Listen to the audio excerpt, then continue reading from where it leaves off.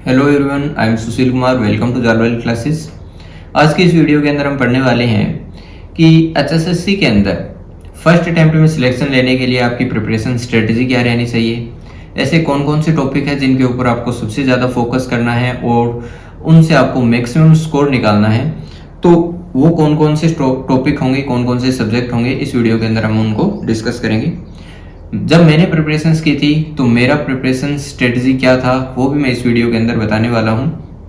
तो चलिए शुरू करते हैं। सबसे पहले कोई भी स्ट्रेटजी बनाने से पहले आपको ये पता होना चाहिए कि उस एग्जाम का सिलेबस क्या है, उस एग्जाम में ऐसे कौन कौन से सब्जेक्ट हैं जहां से मैक्सिमम क्वेश्चंस है वो पूछे जाते हैं और उन क्वेश्चंस का वेटेज कितना रहता है आपको उसके बारे में भी पता रहना चाहिए।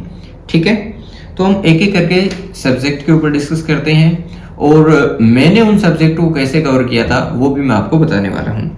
तो सबसे पहले हम बात करते हैं हरियाणा जीके और कंप्यूटर के बारे में। हरियाणा जीके का सिलेबस के अकॉर्डिंग जो वेटेज है वो लगभग 20% है और कंप्यूटर का जो वेटेज है वो लगभग 10% है। तो आप ये लगाकर चलिए कि दोनों सब्जेक्ट में से लगभग 30 क्वेश्चंस के आसपास पूछे जाएंगे और इन 30 क्वेश्चंस के अंदर से अगर आप सेफ जोन में रहना चाहते हो तो मिनिमम आपको 27 क्वेश्चंस है वो अटेम्प्ट करने होंगे, क्योंकि ये दोनों स्कोरिंग सब्जेक्ट है जहां पर इजीली आप क्वेश्चंस को अटेम्प्ट कर सकते हो। हरियाणा जीके के अंदर आपको स्टैटिक जीके पढ़ना है, प्लस में जो करंट अफेयर है वो भी आपको कवर करना है। तो आप ये मानकर चलिए कि आप अगर 20 क्वेश्चंस हरियाणा जीके के आए हैं तो मिनिमम आपके 17 क्वेश्चंस आपके सही होने ही चाहिए। उसके बाद में कंप्यूटर के अंदर अगर आपकी कमांड अच्छी नहीं है तो कंप्यूटर अगर 10 मार्क्स का आ रहा है तो फिर भी आपको कम से कम 7 क्वेश्चंस है वो आपको यहाँ से कवर करने पड़ेंगे। कंप्यूटर के अंदर आपको सिलेबस कैसे कवर करना है वो मैं आपको बता देता हूँ कि जैसे कंप्यूटर का जो सिलेबस है उसके अंदर आपको बेसिक भी पढ़ना है और कुछ जो लैंग्वेज के टॉपिक है, सी लैंग्वेज है, पाइथन लैंग्वेज है, C++ लैंग्वेज है, उनके बारे में भी अगर आप न्यूमेरिकल पोर्शंस ना कर पाओ तो कम से कम जो थ्योरेटिकल पोर्शंस होता है जहां से क्वेश्चंस पूछे जाते हैं आपको उसको तो हर हाल में कवर करना है। ठीक है, वो बता देता हूं। जैसे सबसे पहले अगर हम बात करते हैं कंप्यूटर के अंदर इनपुट आउटपुट डिवाइस से क्वेश्चंस पूछा जाता है, हार्डवेयर सॉफ्टवेयर है वहां से क्वेश्चंस पूछा जाता है, एक जो जनरेशंस होती है कंप्यूटर की कि किस जनरेशन के अंदर किस टेक्नोलॉजी का यूज किया गया था वहां से क्वेश्चंस पूछा जाता है। तो वो चीजें आपको आनी चाहिए। उसके बाद में एक टॉपिक है जहां से कई बार क्वेश्चंस देखने को मिले हैं वो है डिजिटल लॉजिक। डिजिटल लॉजिक के अंदर जहां पर आपसे पूछा जाता है कि ये लॉजिक गेट कौन सा है, उस लॉजिक गेट के अंदर ट्रुथ टेबल कौन सी बनी हुई है वो मैं आपको दिखा देता हूं। यहां से क्वेश्चंस है वो पूछे जाते हैं। ठीक है, ये वो टॉपिक है जहां से क्वेश्चंस है वो पूछे जाते हैं और मैक्सिमम कैंडिडेट है वो इस टॉपिक को छोड़कर जाते हैं। ठीक है, तो ये है डिजिटल इलेक्ट्रॉनिक्स के अंदर एक टॉपिक आता है लॉजिक सर्किट, वहां से क्वेश्चंस पूछे जाते हैं। ठीक है, तो इसमें आपको क्या करना होगा, आपको बेसिक पढ़ना है कि बाइनरी नंबर कौन से होते हैं, ऑक्टल नंबर कौन से होते हैं, डिजिटल नंबर कौन से होते हैं। फिर वो उसके अंदर से क्या पूछता है, कन्वर्जन कैसे किया जा सकता है कि अगर आपको बोले कि कोई भी नंबर दिया हुआ है, कोई डिजिट दी हुई है, आपको बोले कि इसको वंस कॉम्प्लीमेंट में कन्वर्ट करो तो कैसे करना है, आपको टूज कॉम्प्लीमेंट में कन्वर्ट करना है तो कैसे करना है। उसके बाद में किसी भी डेसिबल नंबर है उसको अगर ऑक्टल के अंदर कन्वर्ट करना है तो कैसे करना है। ये बेसिक चीजें हैं वो इस टॉपिक की आपको आनी चाहिए, क्योंकि कई बार इसमें से क्वेश्चंस पूछा गया है।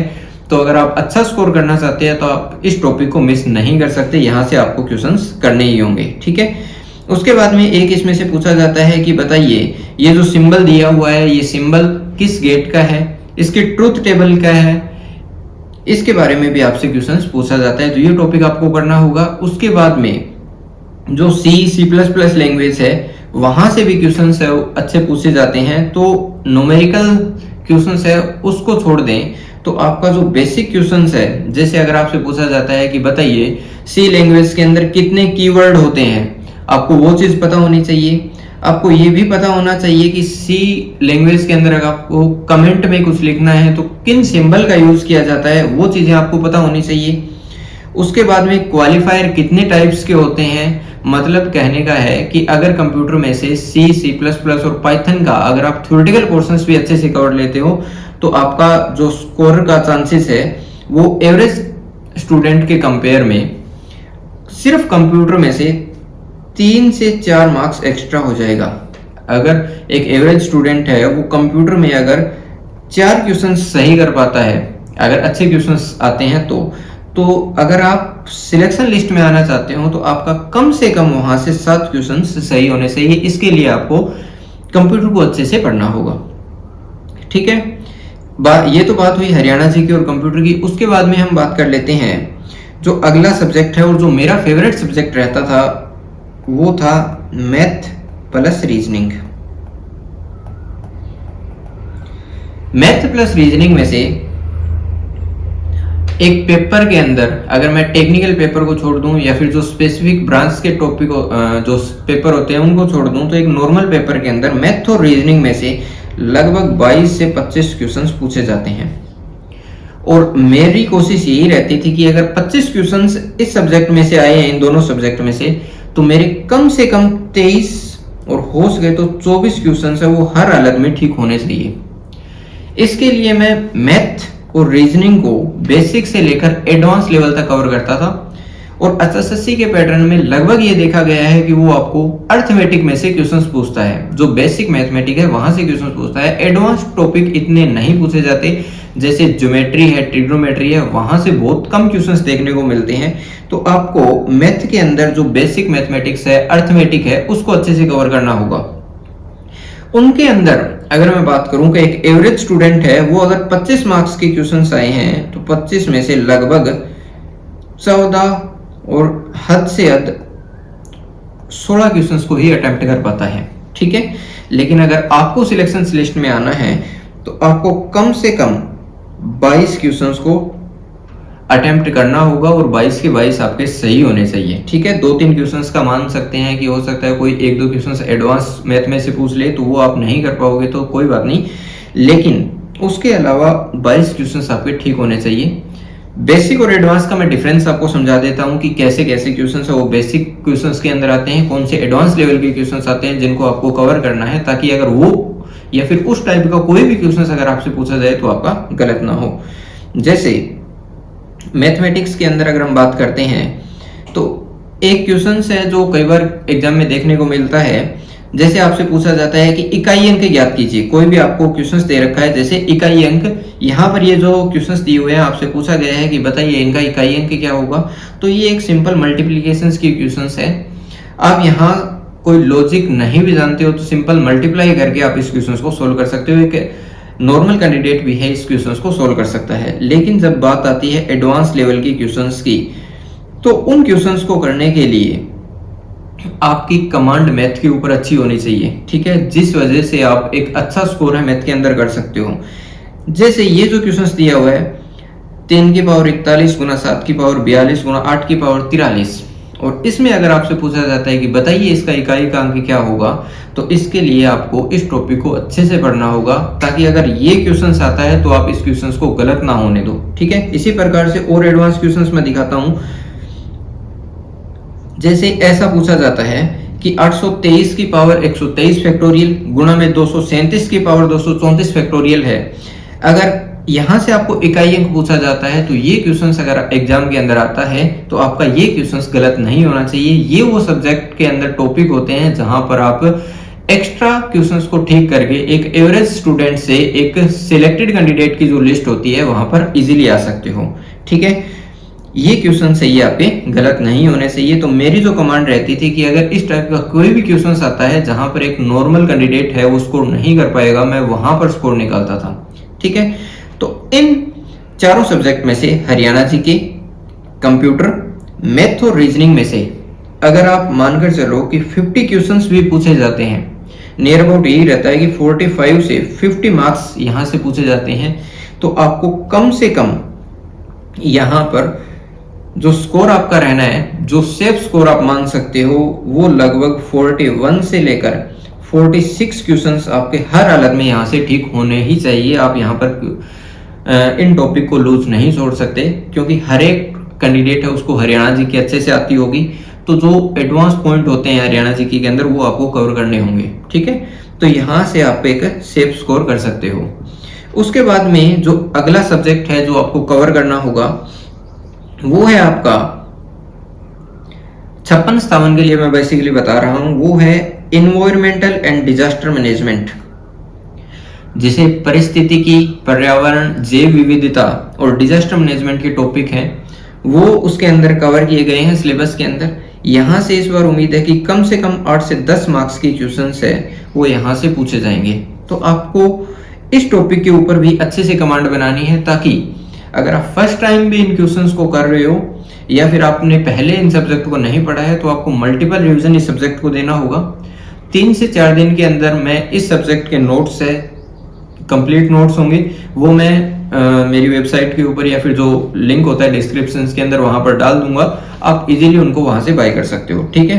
तो जो कैंडिडेट इन 3-4 दिनों के अंदर, जो 999 रुपए का मेरा कोर्स है, जिसके अंदर HSSC के नाम से मैंने टॉपिक कवर किए हुए हैं, जिसमें हिंदी और इंग्लिश को मैंने कवर नहीं किया है, बाकी सारे सब्जेक्ट इस कोर्स के अंदर आपको मिलेंगे। अगर कोई कैंडिडेट इस कोर्स को बाय करता है इन आने वाले 3 या 4 दिनों के अंदर, तो जब मैं इस टॉपिक को अपने कोर्स के अंदर लॉन्च करूंगा, तो ये जो इन्वायरमेंट एंड डिजास्टर मैनेजमेंट का जो सिलेबस होगा वो इन कैंडिडेट को फ्री दे दिया जाएगा, ठीक है।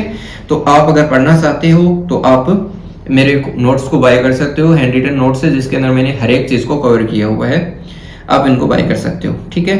तो ये बात थी इन्वायरमेंटल एंड डिजास्टर मैनेजमेंट की। तो अगर 8 से 10 क्वेश्चंस आते हैं तो आपके कम से कम 6 से 7 क्वेश्चंस यहां से अटेम्प्ट होने चाहिए। उसके बाद में बात करते हैं अगला सब्जेक्ट जो एग्जाम के अंदर पूछा जाता है, हिंदी प्लस इंग्लिश। इंग्लिश के लिए जो मैंने बुक फॉलो की थी, मैं किसी का प्रमोशन नहीं कर रहा हूं, ठीक है। तो इंग्लिश के लिए मैंने नीतू मैम की जो बुक आती है इंग्लिश की, सिर्फ एक ही बुक पढ़ी थी और वो सफिशिएंट है अगर आप एग्जाम के अंदर स्कोर करना चाहते हो इंग्लिश में। तो नीतू मैम की वॉल्यूम 1 और वॉल्यूम 2 आती है, आप उस बुक को पढ़ लीजिए, आपको कोई अलग बुक पढ़ने की जरूरत नहीं है। हिंदी के अंदर मैंने जो नॉर्मल क्वेश्चंस होते हैं वही किए थे, इसके ऊपर मेरी कमांड इतनी अच्छी नहीं थी तो मैं इसके बारे में आपको नहीं बता सकता। तो हिंदी का पोर्शन आप जहां से कवर करना चाहते हो आप कर सकते हो। उसके बाद में जो अगला टॉपिक है वो है इंडिया जीके का। इंडिया जीके के अंदर जो बचे हुए क्वेश्चंस होते हैं वो इंडिया जीके में से पूछे जाएंगे। हो सकता है कि कुछ क्वेश्चंस साइंस के भी पूछे जा सकते हैं, लेकिन साइंस को सिलेबस के अंदर मेंशन नहीं किया गया है, इसलिए मैं नहीं कह सकता कि इसमें से भी क्वेश्चंस आपके पूछे जाते हैं। अगर आपको साइंस के अंदर सिलेबस दिया जाता, सिलेबस के अंदर साइंस को मेंशन किया जाता, तो आप मान के चलिए कि आपके साइंस में से 12 से 15 क्वेश्चंस आपको डायरेक्ट आने वाले थे, जहां पर आप इजीली स्कोर कर सकते थे। लेकिन ये टॉपिक है वो इस बार नहीं दिया गया है सिलेबस के अंदर। 56-57 के मेंस एग्जाम की बात कर रहा हूं। इसकी जगह कौन सा आपको दिया गया है सब्जेक्ट, वो है इन्वायरमेंट एंड डिजास्टर मैनेजमेंट। इस टॉपिक में से क्वेश्चंस पूछे जाएंगे। इंडिया जीके के लिए आपको क्या क्या पढ़ना होगा? इंडिया जीके के लिए आपको हिस्ट्री का जो पोर्शंस है उसके तीनों पार्ट अच्छे से पढ़ने होंगे, जिसके अंदर आपका प्राचीन इतिहास आता है, मध्यकालीन भारत आता है और जो मॉडर्न इंडिया है आपका, उन तीनों टॉपिक को आपको अच्छे से कवर करना होगा, ताकि हिस्ट्री के अगर हो सकता है 3 क्वेश्चन आए, 4 आए या 5 आए, तो आप उनमें से मैक्सिमम क्वेश्चंस को अटेम्प्ट कर सको। जियोग्राफी को आपको अच्छे से कवर करना होगा। जियोग्राफी के अंदर कई बार क्वेश्चंस क्या होता है, India geography plus world geography के जो क्वेश्चंस है वो भी पूछ लिया जाता है। तो वर्ल्ड जियोग्राफी के अंदर कौन से क्वेश्चंस पूछे जाते हैं, जैसे कोई भी एक स्टेट है वो किन 2 देशों को अलग करती है, कौन से पॉइंट्स को वो जोड़ती है, कौन कौन से देश हैं उनको वो जोड़ती है। तो इस तरीके के क्वेश्चंस है वो आपसे पूछे जा सकते हैं। वर्ल्ड जियोग्राफी के अंदर 1 या 2 ही क्वेश्चंस आते हैं, ज़्यादा नहीं आता इनका। तो ये क्वेश्चंस आप कर सकते हो। मेरे जो नोट्स है उसके अंदर मैंने हर एक टॉपिक को कवर किया हुआ है, इंडिया जीके को भी पढ़ाया है मैंने, वर्ल्ड जियोग्राफी को भी, सॉरी इंडियन जियोग्राफी को भी और वर्ल्ड जियोग्राफी को मैंने अच्छे से कवर किया हुआ है, वहां से आप कर सकते हो। दूसरा, हिस्ट्री और जियोग्राफी के अलावा इकोनॉमिक्स के क्वेश्चंस 2-3 देखे जा सकते हैं, और पॉलिटी के जो क्वेश्चंस है उसके ऊपर आपकी कमांड अच्छी होनी चाहिए, ताकि पॉलिटी के कोई भी क्वेश्चंस अगर आते हैं तो आपके गलत ना हो। पॉलिटी एक इजी सब्जेक्ट है जहां पर आप इजीली स्कोर है वो कर सकते हो। तो ये 4 सब्जेक्ट है, ये भी आपको पढ़ने होंगे। तो मेरा जो प्लान रहता था एग्जाम को लेकर, सिंपली मेरा जो फोकस रहता था मेरे टाइम के ऊपर, जब मैंने तैयारी की थी उस टाइम के ऊपर मैं सबसे ज्यादा फोकस करता था हरियाणा जीके, जिसके अंदर मैंने स्टैटिक जीके को पढ़ा था, प्लस में करंट अफेयर को पढ़ा था। उसके बाद में कंप्यूटर का जो मैंने पोर्शंस आपको दिखाया है, मैंने सिर्फ वही पोर्शंस कंप्लीट किया था, और मैथ प्लस रीजनिंग, मेरा मैक्सिमम फोकस जो है वो इन 4 सब्जेक्ट के ऊपर रहता था। इसके बाद में मैं इंडिया जीके और साइंस को कवर करता था, लेकिन अभी थोड़ा मेंस एग्जाम का पैटर्न अलग है, तो आपको साइंस की जगह क्या पढ़ना होगा, इन्वायरमेंटल एंड डिजास्टर मैनेजमेंट। जैसे ही आपके ये सब्जेक्ट कवर हो जाते हैं, उसके बाद में आप कोशिश करना कि हो सके तो साइंस को कवर कर लेना, ठीक है, क्योंकि इसमें से अगर कुछ क्वेश्चंस आते हैं तो कम से कम आपके वो क्वेश्चंस गलत ना हो। यहाँ से तो डायरेक्ट क्वेश्चंस पूछे जाते हैं, कोई कॉम्प्लिकेटेड क्वेश्चंस है वो देखने को नहीं मिलता, ठीक है। उसके बाद में इन सब्जेक्ट को कवर करने के बाद में मैं पढ़ता था इंग्लिश को, जिसके लिए मैंने मेरा सोर्स बता दिया कि मैं सिर्फ नीतू मैम की जो बुक आती है उसका वॉल्यूम 1 और वॉल्यूम 2 है, सिर्फ वही 2 बुक पढ़ता था। उसके अलावा मैंने और कोई बुक रेफर नहीं की थी। हिंदी के लिए आप अपना कोई भी सोर्स है वो फॉलो कर सकते हो, इसके बारे में मैं ज़्यादा आपको नहीं बता सकता। तो ये मेरा प्रिपरेशन प्लान रहता था, इसी के अकॉर्डिंग मैं पढ़ता था, और इजीली है वो मेरा स्कोर है वो एक सेफ स्कोर हो जाता था, ताकि मैं एक सिलेक्शन लिस्ट के अंदर आ सकूँ, ठीक है। तो ये थी आज की वीडियो, और नेक्स्ट जो वीडियो आएगी जिसके अंदर मैं आपको बताने वाला हूँ कि पर्यावरण पारिस्थितिकी या फिर जो जैव विविधता है उसके कौन कौन से इंपॉर्टेंट पॉइंट है, मैंने अपने नोट्स के अंदर क्या क्या चीज़ें कवर की है वो सब मैं आपको बताऊंगा। तो अगर आप चाहते हो कि ये भी आप अच्छे से कवर करो तो मेरे हैंड रिटन नोट्स आप इजीली उनको बाय कर सकते हो। अभी अगर आप कोर्स बाय करोगे तो वो आपको 999 रुपये का मिलेगा, जिसके अंदर हिंदी और इंग्लिश को छोड़कर लगभग मैंने जो स्टैटिक पोर्शंस है उसको कवर किया गया है। और अभी आने वाले दिनों के अंदर मैं इसके अंदर इन्वायरमेंट एंड डिजास्टर मैनेजमेंट को भी ऐड कर दूंगा, जिसके बाद में इसका जो प्राइस रहने वाला है वो रहेगा 1149, ठीक है। तो अगर आप आने वाले 2 या 3 दिनों के अंदर इस HSSC के जो कोर्स है उसको बाय करते हो 999 रुपए में, तो इन्वायरमेंट एंड डिजास्टर मैनेजमेंट के नोट्स है वो आपको फ्री मिलेंगे। उसके बाद में ये जो है ये पोर्शन चार्जेबल रहेगा, ठीक है। तो आज की वीडियो के अंदर इतना ही, अपनी प्रिपरेशंस को कंटिन्यू रखते हैं, मिलते हैं नेक्स्ट वीडियो के अंदर नए टॉपिक के साथ में। Thank you.